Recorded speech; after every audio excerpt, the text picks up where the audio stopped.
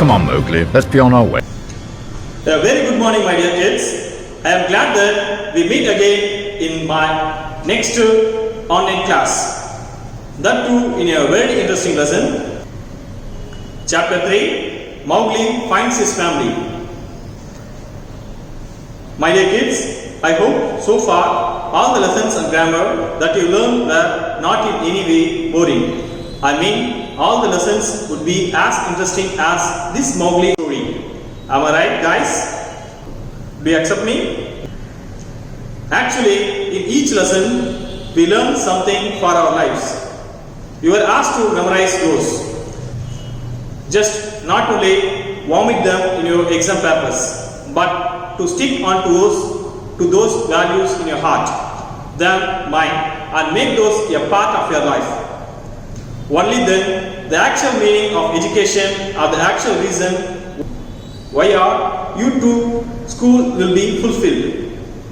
There are many who don't even have the basic necessities of life like good food, water and clothing. There are many who also lack good education. But you are all gifted with all these things. Apart from thanking God for these blessings, you should also get ready for a better tomorrow. Our world is going toward destruction. All sorts of natural resources are being exploited, especially air and water. So, we need legends, reality, avengers, who can protect our environment, who can conserve our natural resources, and thereby saving mankind. But this is a very difficult task. And for this only, difficult tasks like tests or exams are given as training session. Without clearing this, it is difficult for you to be legends tomorrow. I hope you all understand about what I am saying now. Right, let's go into the lesson now. Mowgli, a small, cute, playful human kid, is brought up by a wolf family in the forest along with their other cubs.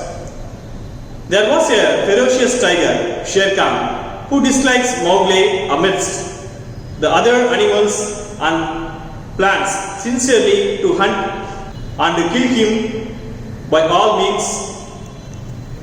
This Shere Khan creates an issue against Mowgli and the wolf family. For this, all wolves meet at the council rock. Akela, the head of the pack, tries to support and protect Mowgli. Meanwhile, most of the wolves of the pack were silent and were merely participating in that council. The baby was brought to the center of the meet, and they all tried to take steps as per law or as per justice. This is what we learned yesterday, kids. Now, let us find out what happens next.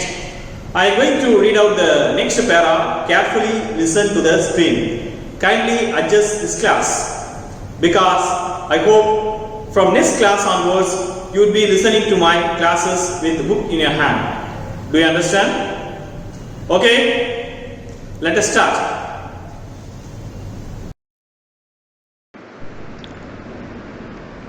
Akela never raised his head from his paws, but went on with a monotonous cry. Look well! A muffled roar came up from behind the rocks. The voice of Shere Khan crying, the cub is mine, give him to me.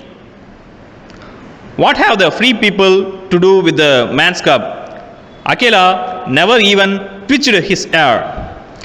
All he said was, look well, oh wolves!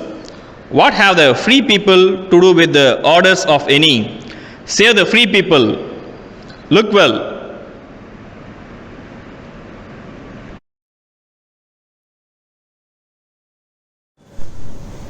In the beginning of the story, that is yesterday, we learned that Akela, the lone wolf and head of that pack, was strong and cunning. He was found lying at full length on his rock in the council. Like other great leaders of a population, He too was keenly listening of what happening there. He inquired the pack whether they know the law. Repeatedly, Akela was still lying and never raised his head from his paw. Paw is the soft food of certain four-legged animals like dogs, cats, bears, rodent, etc.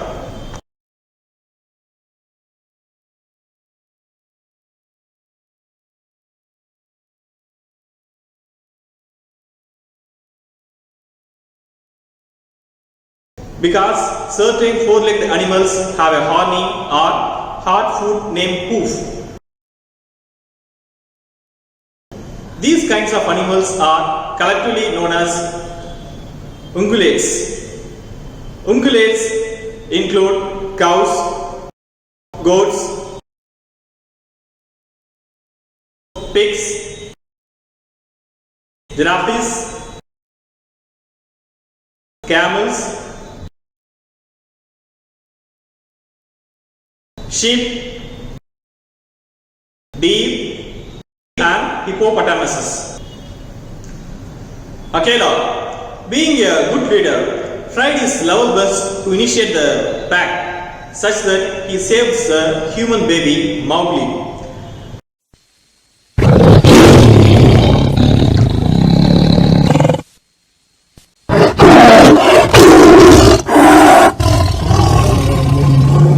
There came the roar of a tiger from behind the rocks. Shere Khan. He roared crying, "The cub is mine." He asked the gathering what they are going to do with the human baby. Monotonous cry. A cry which is dull, tedious and lacking in variety and interest.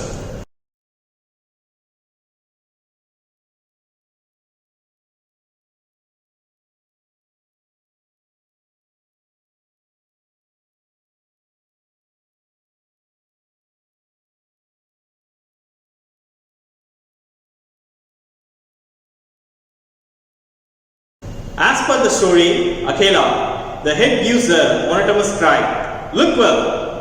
Since the wolf was repeatedly crying, it may be described as monotonous. Where here, monotonous may be dull, that is, due to repeated crying, usually the voice goes down. So, monotonous may be a dull cry. Secondly, monotonous cry may also denote lack in variety. In the first paragraph in, you could notice that for every cry that Akela made towards the pack, the anxious mother replied in chorus. If the cry is varied together, Akela's cry is to be monotonous.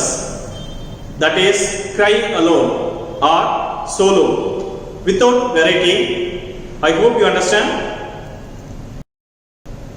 Next, muffled roar, which means quiet and not clear. This expresses the condition of a Shere Khan. Either he must be older or he must be quite afraid of the wolf pack. There are chances that the tiger may be older, even not that much older. Together is strength. You might be instructed in primary classes a story of pigs and a story of cattle and a lion.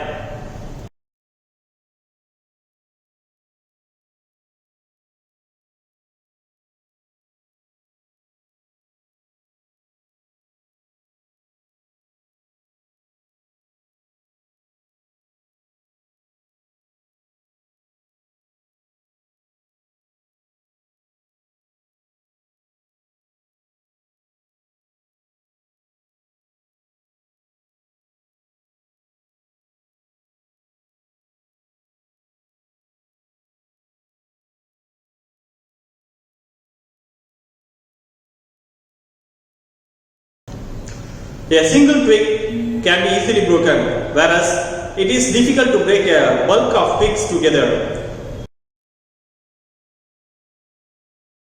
Similarly, in the story of cows, the lion finds difficult to hunt them in group, but when they are separated cunningly, it was easy for that lion to hunt one by one.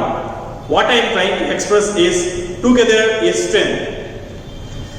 You should understand this always in that way. Naturally in forest, you could find certain animals, especially dominant predators like lion, tiger, cheetah, leopard, etc. Always threaten the other predators like wolf, fox, jackal, hyena, vultures, etc. as well as the prey like wild buffaloes, deers, zebras, giraffes, etc. Always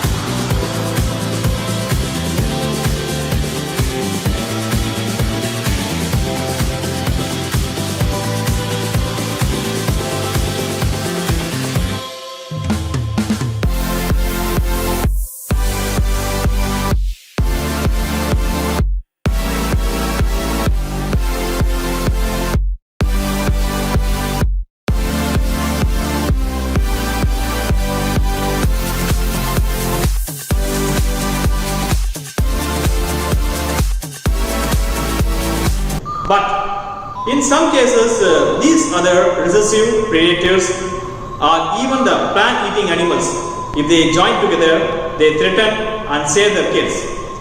I say kids because mostly kids are the target of most predators. Do you understand?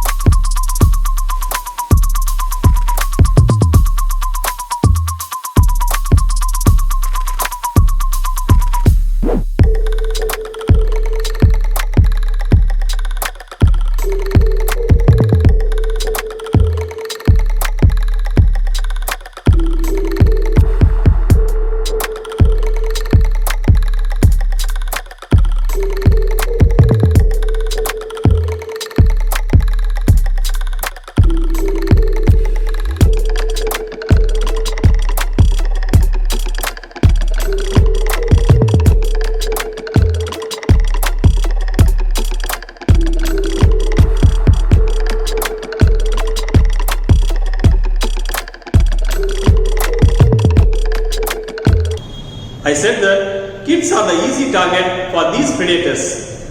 In cities or towns or villages, these predators can be named as antisocial elements. Beware kids.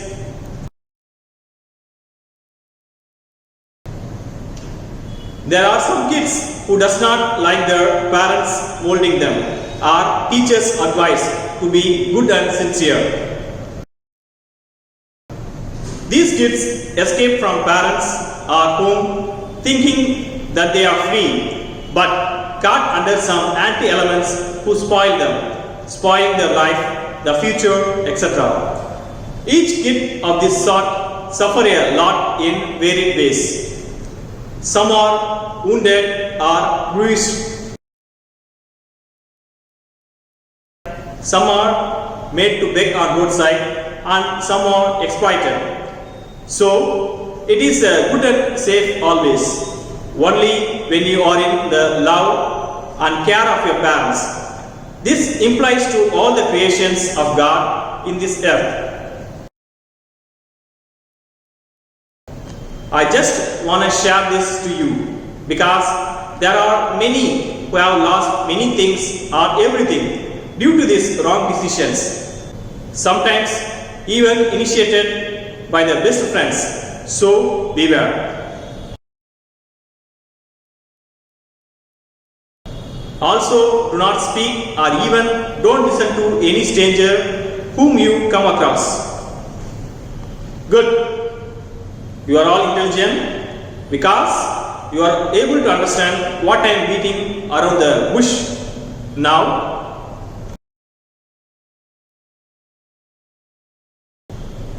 Now coming to our story. So the Sher Khan is sure afraid of the whole pack, and that is why it should give a muffled roar, that is quite roar. When Sher Khan asked for the human kid, that is Mowgli, Akela did not even consider his request. He did not even twitch his ears. Twitch means jerked. Jerk is a quick, short, sudden movement.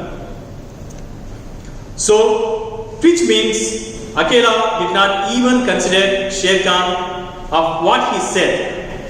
He started to cry again. Look well, oh wolves. He indirectly answered Sher Khan that they, the free people of the pack, only should say the human kid Mowgli. There was a chorus of deep growls, and a young wolf in his fourth year flung back Sher Khan's question to Akela. What have the free people to do with the man's cub?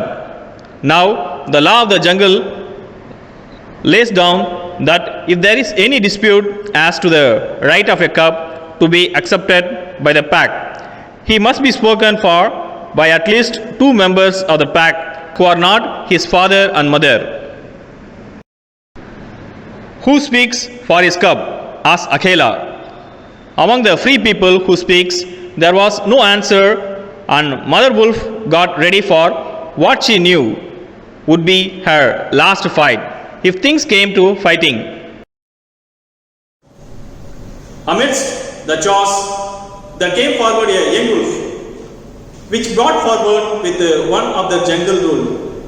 The rule was that any other 2 members of that council, other than his parents themselves, could come forward to support Mowgli. Dispute means disagreement. We all know that it is only the father and mother wolves who were ready to support Mowgli. Who else will come? That too with a good judicial point that satisfies both the header and the pack. Let us wait and see. Not only our question is this, but also the question of Akela. He asked who among the free people would speak for Mowgli. The pack was filled with silence. There was no answer from any one of them. Since the whole was silent, without any suggestions or ideas, the mother wolf got ready to fight for Mowgli. That would be her last fight or argument for him. Then the only other creatures who is allowed at the pack council. Baloo, the sleepy brown bear who teaches the wolf cubs the law of the jungle. Old Baloo, who can come and go when he pleases because he eats only nuts and roots and honey, rose upon his hind quarters and grunted. The man's cub, he said. I speak for the man's cub. There is no harm in a man's cub. I have no gift of words, but I speak the truth. Let him run with the pack and be entered with the others. I myself will teach him. Out of silence, there came the master blaster. No. Master of the wolf cubs. It was Baloo, old, sleepy, brown bear, who came at his pleasing time there to teach the law of the jungle to the wolf cubs. This old master used to feed on nuts, roots and honey. He rose up from the council and grunted. Grunt is a low and short sound. Baloo is old, sleepy brown bear. The author has described as sleepy for a reason. Generally, we have two types of sleeping animals in this world. There are some animals living in deserts that undergo a long summer sleep, that is estivation, for many days to escape from the very hot temperature prevailing there during summer season. And there are animals living in polar regions that undergo a long winter sleep, that is hibernation. Hibernation for many days to escape from the freezing temperature prevailing during the winter season. Hence, the author have described our Baloo as sleepy brown bear. Don't imagine that he is a lazy one. No, Baloo spoke in simple terms and good points against Shere Khan to the council. Baloo said that there is no harm in having Mowgli, the human kid. He added that he is not gifted in arguing in a council with efficient points, yet he wished to speak the truth. He was ready to teach everything of a wolf, to run and practice like other cubs. We need yet another, said Akela. Baloo has spoken and he is our teacher for the young cubs. Who speaks besides Baloo? Akela was happy with one point from the teacher of their own pack. But he was not happy because Baloo being a teacher, his point was accepted. Yet, as per the jungle rule, need another animal of the council to support Mowgli in another way, with another point. So, Akela expected another person to support Mowgli. What? Will you support that human kid in that forest? How many of you are ready to support Mowgli? What to do, kids? Our support does not vary in the forest. Then, what shall we do? Let us politely wait till the Monday comes, till the next Monday comes, so that we shall be knowing whether someone else is there to support Mowgli, or else they have to leave this small cute human kid to a ferocious cunning Shere Khan. Today's assignment: write the questions and answer displayed in the screen neatly in your notebook. Carefully listen the classes and attend the online test perfectly. Thank you. God bless you.